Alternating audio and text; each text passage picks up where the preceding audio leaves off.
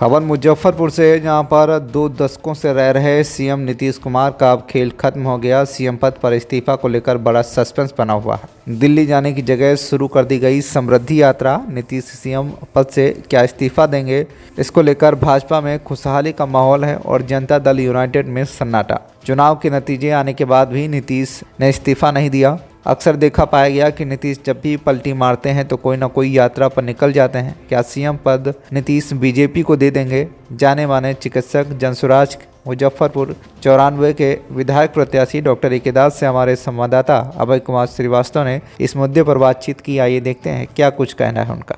CM पद पर इस्तीफा को लेकर बड़ा एक सस्पेंस बना हुआ है। ठीक है, दिल्ली जाने की जगह उन्होंने शुरू कर दी है समृद्धि यात्रा। क्या कहेंगे आप, क्या सब हो रहा है? पहले से विदित है कि आदरणीय नीतीश कुमार जी अपने उस मनस्थिति में नहीं हैं जैसा कि वो हुआ करते थे। तो अभी ये निर्णय और अनिर्णय की स्थिति जो है वो बनी रहेगी। और बस आप ये सोचिए कि बिहार का क्या होता अगर मुख्यमंत्री जी अगर यही कंटिन्यू करते तो। नीतीश जी सीएम पद के इस्तीफा देंगे या नहीं दे पाएंगे, ऐसा उन्होंने भारतीय जनता पार्टी से वादा किया होगा, तभी वो खबरें चैनल पे चल रही हैं। और इस्तीफा देंगे या नहीं देंगे या दे के वापस ले लेंगे, ये तो नीतीश जी ही बता सकते हैं। जनता दल यूनाइटेड के जितने भी कार्यालय हैं, सभी कार्यालय में एक सन्नाटा सा माहौल छाया हुआ है।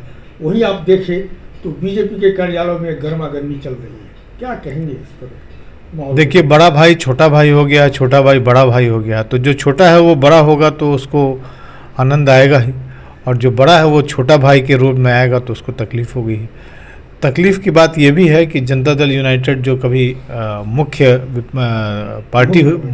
पार्टी होती थी, मुख्य भूमिका में राज्य के निर्वहन के लिए आगे रहती थी, आज वो संख्या होने के बावजूद भी, एडिक्वेट संख्या उनके पास, एडिक्वेट संख्या होने के बावजूद भी वो छोटे भाई की भूमिका में आने को मजबूर हैं।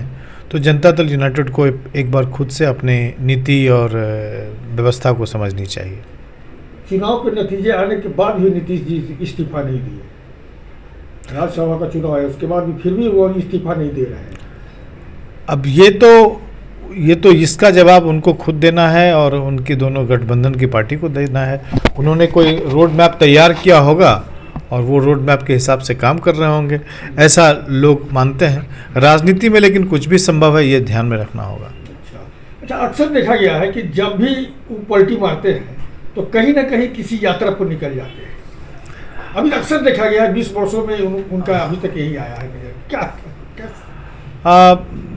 आपका ऑब्जर्वेशन सही है, पर हर ऑब्जर्वेशन सही हो ऐसा भी नहीं है। हम तो ये मनाते हैं कि जो भी निर्णय हो वो बिहार के हित में हो, बिहार को आगे ले जाने के हित में हो। जो भी मुख्यमंत्री हों या जो बिहार को लीड करेंगे, वो मतलब पूरी बुद्धि और विवेक के साथ अपने कुर्सी पर बैठेंगे।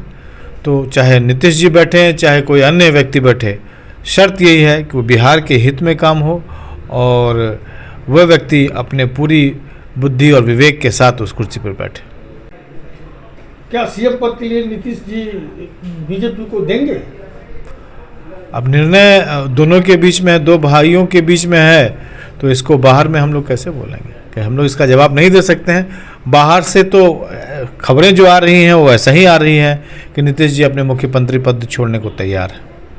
जिस तरह से काफ़ी समय बीत गया, बहुत समय लग गया, लेकिन अभी तक बीजेपी अपना चेहरा सामने नहीं लाया है बिहार के मुख्यमंत्री के तौर पर। भारतीय जनता पार्टी की ये नीति रही है कि उनके लिए व्यक्ति महत्वपूर्ण नहीं है, पार्टी महत्वपूर्ण है। तो इसी नीति के हिसाब से उनके पास भारी संख्या में चेहरे हैं, किसी चेहरे को मुख्यमंत्री बना सकते हैं। एक तरफ बोला जाता है कि आत्मनिर्भर भारत बना रहे हैं, वहीं आप दूसरी तरफ देखिए तो कभी कोरोना के नाम पर, कभी नोटबंदी के नाम पर, अब हमारे यहाँ गैस किल्लत के नाम पर चल रहा है। क्या कहेंगे इसमें, क्या किस ओर हमारा भारत जा रहा है? देखिए, कथनी और करनी में कई दफ़ा अंतर हो जाता है। हम चाहते हैं कि हम चांद पर चले जाएं, परंतु अगर हमारे कदम चांद की ओर नहीं हो तो चांद तक कभी नहीं पहुंच पाएंगे। तो हमारा यही कहना है कि ये जो हालात है, इस हालात में आत्मनिर्भर भारत तो नहीं बन पाया। हाँ, कथाओं में, कहानियों में ये सब बात ज़रूर तय हुई है कि आत्मनिर्भर भारत है। लेकिन देखिए, जब भी नोटबंदी हुआ तो चाहे उसकी जो भी मंशा रही हो, लोगों को तो लाइन में लगकर नोट लेना पड़ा। और गैस, कहते हैं लोग कि गैस की किल्लत जो है वो है, गैस की किल्लत है। तो हम कैसे निर्भर हैं? हम आज भी अपने फ्यूल सोर्स के लिए, एनर्जी के लिए वैसे क्षेत्र से निर्भर करते हैं जहाँ पे युद्ध की भूमि चल रही है, ठीक है ना। इसलिए अभी कुछ भी ये कहना, घंटों लोग लाइन लगते हैं, एक सुबह रात में लाइन लगाते हैं तो शाम होकर के गैस ये पूरे विश्व की समस्या है। पूरे विश्व जो है इस परिस्थिति से जूझ रहा है। लेकिन भारत मोर और लेस कम अफेक्टेड है। तकलीफ तो सबको है, और हम समझते हैं कि हमें एक बार फिर से अपने ईंधन सोर्स के लिए अपने आप को, हमारे पास प्रकृति के सभी साधन मौजूद हैं, हमें अपने प्रकृति से खुद ही इस ईंधन के उपयोग की व्यवस्था करनी चाहिए। एनर्जी सोर्स जो है हम खुद तैयार करें, ताकि हमें पेट्रोलियम और पेट्रोलियम जैसे पदार्थों पर बहुत निर्भर नहीं हो। एक बात तो तय है कि पृथ्वी के अंदर पेट्रोलियम और पेट्रोलियम पदार्थ जो है वो सीमित मात्रा में है, जो आज न कल समाप्त होगी ही। तो ऑल्टरनेटिव सोर्स ऑफ एनर्जी का खोज जो है तेज़ी से चल रहा है। बायोफ्यूल्स, बायोमास या सोलर एनर्जी या वाटर एनर्जी, इन सब एनर्जी का संवर्धन हो, और ताकि हम लोगों, किसी देश पर या किसी देश के समूह पर निर्भर नहीं हो। अगर हम ऐसा कर पाएंगे तभी तो आत्मनिर्भर बनेंगे। छोटी छोटी चीज़ों के लिए हमें दूसरे देशों पर निर्भर करना पड़ता है। तो हमें अपने पॉलिसीज़ को बदलाव करने की तुरंत आवश्यकता है। अगर आपको चॉइस दिया गया बिहार के मुख्यमंत्री के लिए, तो चलिए हम 3 नाम बताते हैं आपको। सम्राट चौधरी चर्चे में है, निशांत जी चर्चे में है, पुत्र मोह की बात है। तीसरा नंबर आता है चिराग पासवान। तो इसमें अगर आपके दृष्टिकोण से पूछा जाए तो क्या बेहतर रहेगा? देखिए, उसके लिए मुझे अमित शाह और प्रधानमंत्री मोदी जी बनना पड़ेगा, तभी मैं इस सवाल का जवाब दे पाऊंगा। तो ये हमारे फील्ड की चीज़ नहीं है। नहीं।